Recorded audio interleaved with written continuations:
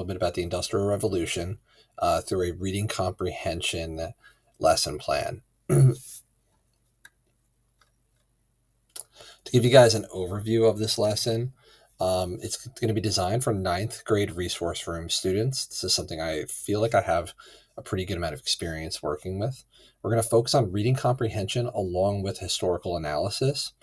It's going to address multiple learning standards across social studies and reading and writing standards. This way, because at the high school level, we want to make sure we're hitting our content standards, but we also want to make sure we're hitting reading and writing standards as well. And it's going to be using universal design for learning principles, because we're going to be mixing things up and giving kids multiple ways to kind of access the content through not only reading comprehension, but also through photo analysis.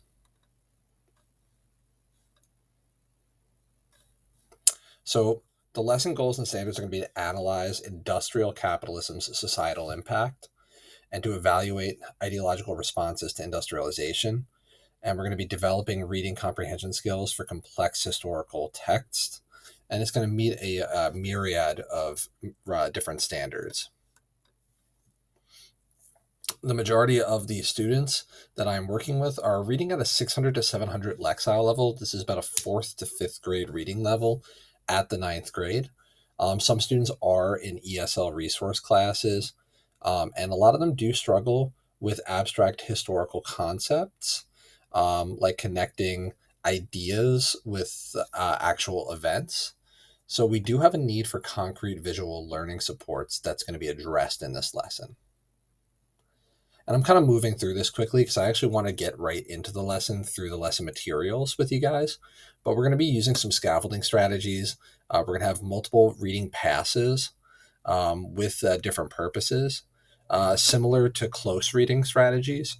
We're also going to bring in visual support through historical images. We're going to do a little vocab pre-teaching, some collaborative reading activities, and some differentiated comprehension tasks. We're also going to look at historical images as an engagement tool. We're going to also look at using an e-reader for support when needed. And we're going to use sticky notes and images that are going to be placed on our whiteboard to help our students out. There's going to be some vocabulary familiarity assessment completed in this as well. And we're going to combine phonics with our reading comprehension for some vocab practice.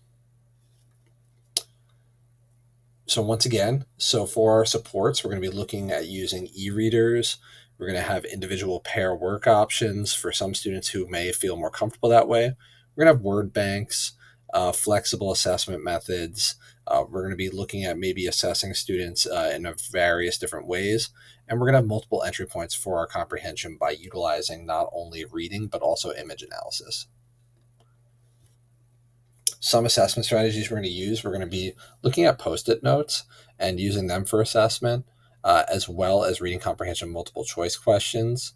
We're going to be doing all this through a tool called ReadWorks, which I'll be going into in a bit. We're going to have some short answer written responses as well.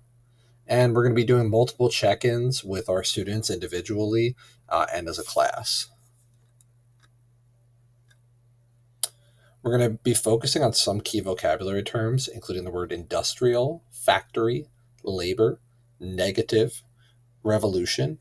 And we're going to be doing this through explicit vocabulary instruction and through contextual reading, which actually reinforces explicit vocab instruction.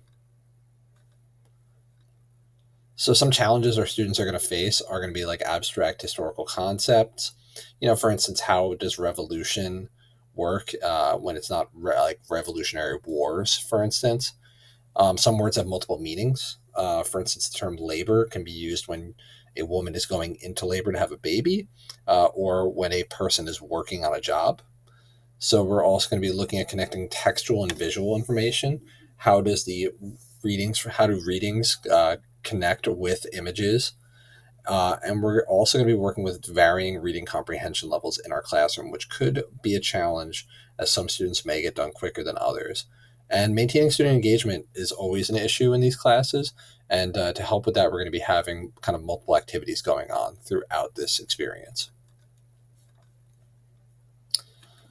And we do have some extensions available, for instance, predictive thinking activities as well. So to get right into it, we're going to be using ReadWorks when we do this assignment. I like ReadWorks because it's actually super cheap. I think their model is like a donation model. I think I paid $1 to get access to ReadWorks. And it does give you a lot of sources, especially in social studies. Sometimes I actually just print out the sources and use them in my class for like do now activities.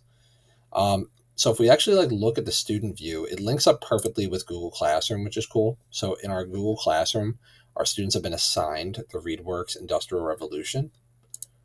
So if we pull up the student view,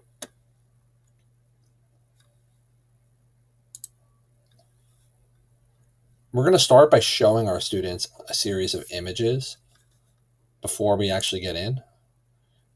And our images are going to be really visceral, really easy to kind of navigate images of the Industrial Revolution. So we're going to start with a child laborer, photographed by Lewis Hine. We're then going to have a photo of factories in Victoria-era Britain, and then a textile production line. And we're going to just start by asking our students, either via writing or verbal, depending on the classroom, what life was like during the Industrial Revolution based on these photos. And we're going to use this to kind of start prompting and getting our students ready to think about that. Most students will probably talk about how life was hard. They might talk about how it's dirty. And these are kind of like things that we're looking for in our content analysis. Then we're going to have our kids log on to ReadWorks.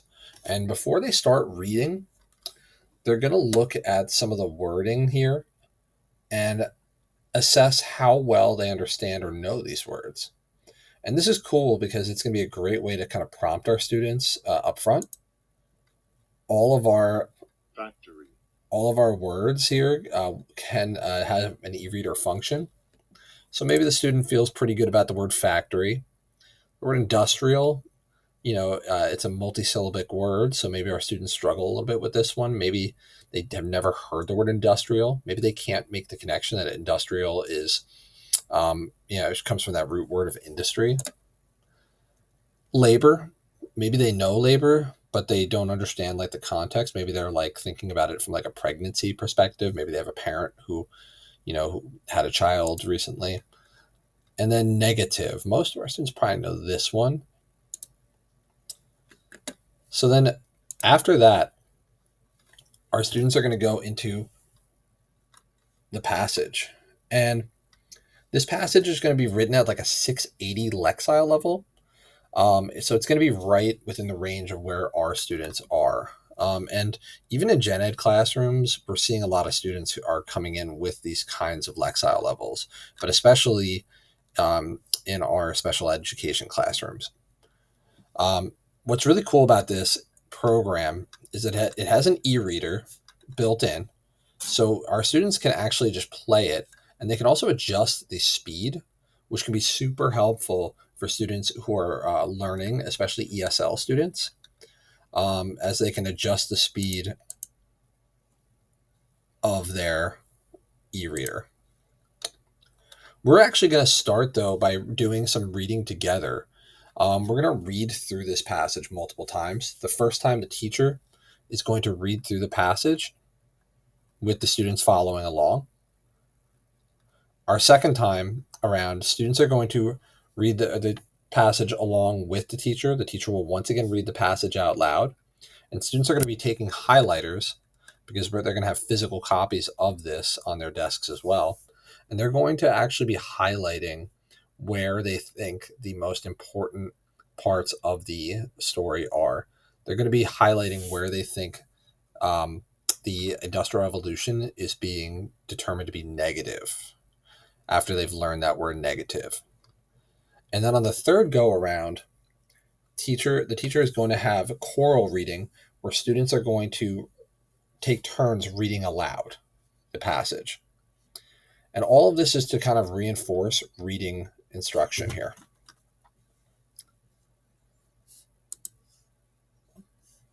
After this, our students are going to be completing a vocabulary activity. And this is a great kind of phonics-based vocab activity where students can take words and build them using their syllabic breakdowns. Factory. And then it will repeat it for them. So the word factory we've got here.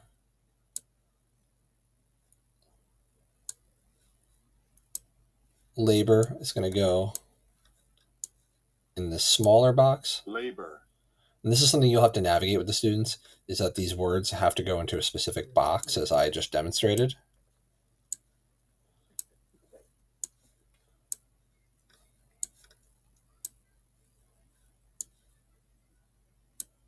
Industrial. And it will repeat each word to them. This is powered by a tool called Wordsmith, which is pretty cool. Great for phonics-based learning. Negative. And the students will know when their word choice is completed.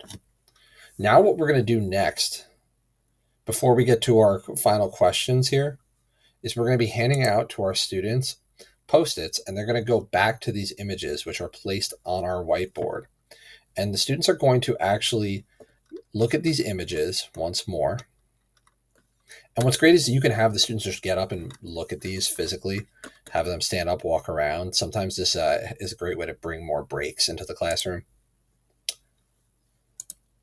And they're going to look at the terms that they highlighted, the phrases and sentences that they highlighted in the passage, and they're going to write those sentences on Post-it notes and then stick them to the actual pictures on the whiteboard.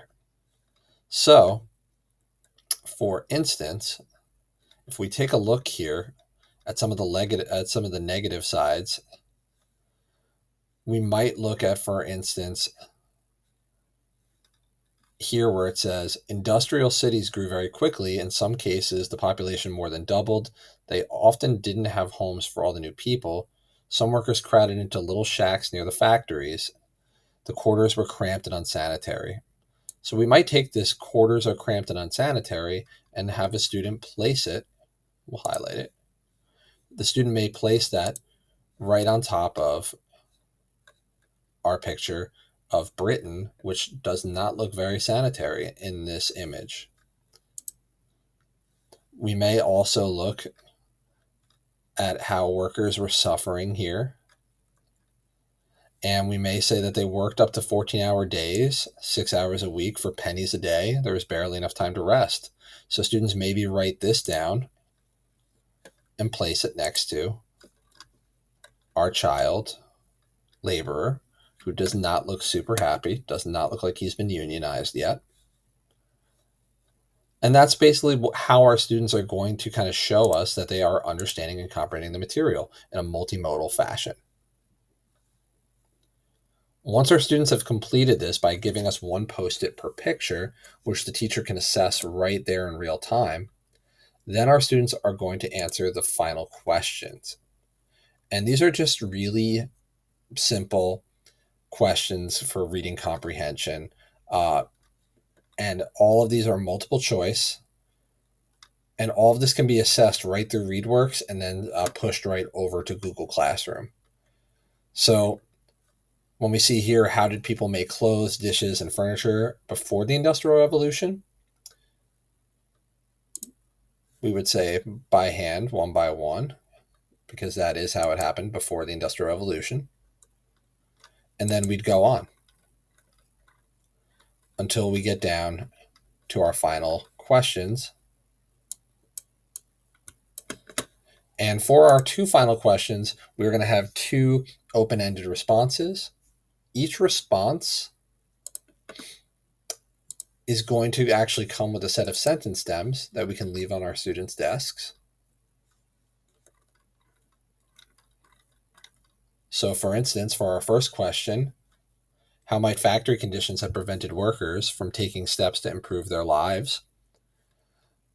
We can either say factory workers were not able to make changes because they were, and then explain kind of what issues, systemic issues, made it hard for factory workers to change their lives based on some text comprehension.